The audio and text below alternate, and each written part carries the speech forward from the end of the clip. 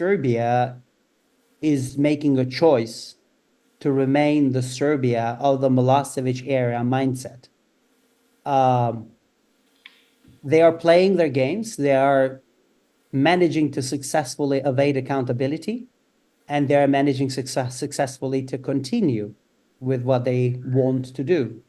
Let's not forget, 7 months after Russian full-scale aggression was launched in Ukraine in February 2022, in September that year, Serbia signed a foreign policy alignment agreement with Moscow in New York. And that got away with nothing, no repercussions, no consequences.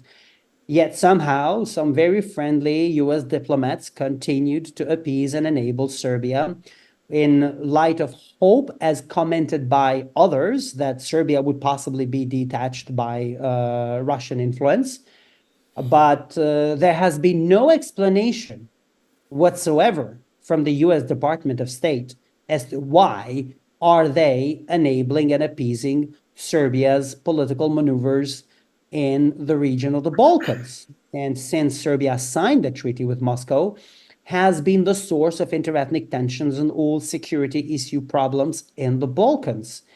And to this day, the US diplomats, the only way they refute those claims that they have been appeasing and enabling Serbia is by denying the truth that everybody very broadly see.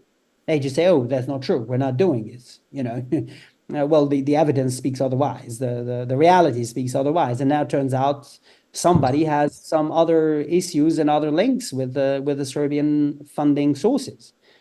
I mean, even Richard Grenell, the former U.S. National Intelligence Director of the Trump administration, he is in multiple sides found to be involved in being paid by the money that somehow are coming and are being sourced from the Kremlin.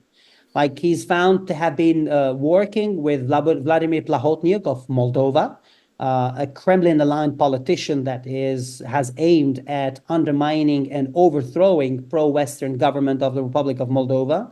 He's found to be taking money from Magyar Foundation, which is a foundation that's owned and funded by the Hungarian government. Otherwise, everybody knows, it's a public available fact, that Hungary is a Russian outpost in the European continent. And he's been confirmed by multiple other individuals and sources and politicians and public figures in Serbia that he has been taking money from the Republic of Serbia to lobby on their behalf. And even if he's not been taking money, his political narrative alone, his tweets alone, are telling that this man is eating lunch, breakfast, and dinner in Belgrade. So does the West underestimates the role of the destructive role, I should say, of the Serbian world, which is basically copy of the Russian world? I'm afraid the West is not underestimating or overestimating. I'm afraid some of the Western politicians and diplomats are thoroughly, deeply corrupt to the point where they are floating or swimming on compromats, possibly, of the Russian Secret Service. Hence why their silence as in face of such Russian geopolitical maneuvers. Serbia isn't otherwise just a proxy of Russia that are aiming to have their influence in the heart of Europe and turn the tables from the Western influence into the Eastern Russian controlled influence. So what I believe we as journalists in the West should do is thoroughly investigate and definitely expose, bear as much as possible we find, and call upon accountability and somebody to be held responsible for those findings. And this has to stop. This has to stop before it's too late. We can't expect, sincerely speaking, on the bankrupt moralities of some of the European politicians. We can't, I mean, like how Berlin and how Paris is behaving so far with regards to those regional politics. It's absolutely shameful, and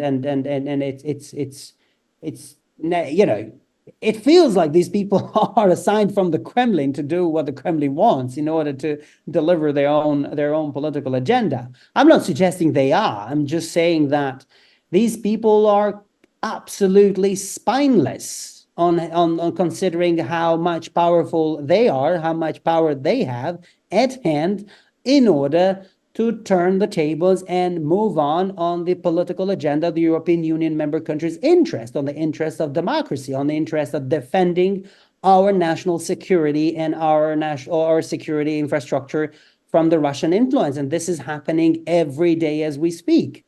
And this has to stop, and people has to wake up. Do the crimes of the 90s need to be repeated by the same players in order for the West to take measures? Well, I think we should do utmost to prevent that from happening.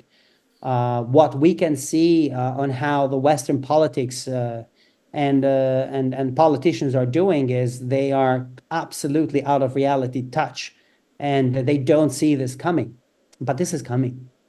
We're talking about the same gang, same group of people that has been involved in the wars of the 90s, which took 10 years for the Western civilized world to say to Serbia, okay, you had enough, now we're going to have to bomb you because you don't seem to understand a civilized language of communication, that when this should stop, and you haven't been stopping.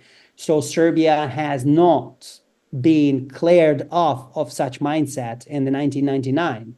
And the Milosevic mindset of political establishment has been just refurbished, renamed, rebranded, and they are back in power. And they are working very hard to continue to what they aimed at before, a entire Balkan nations territories without Serbs, with an aim to have an exit in Adriatic Sea, with a possible potential future of hosting probably Russian Navy fleet in the Adriatic Sea. So, and this has to stop. This has to be prevented at any cost and before it's too late. And I believe the Western powers do have very much better circumstances than ever before to stop it, because Serbia is a NATO member country surrounded nation. So, these strings have to be used for leverage.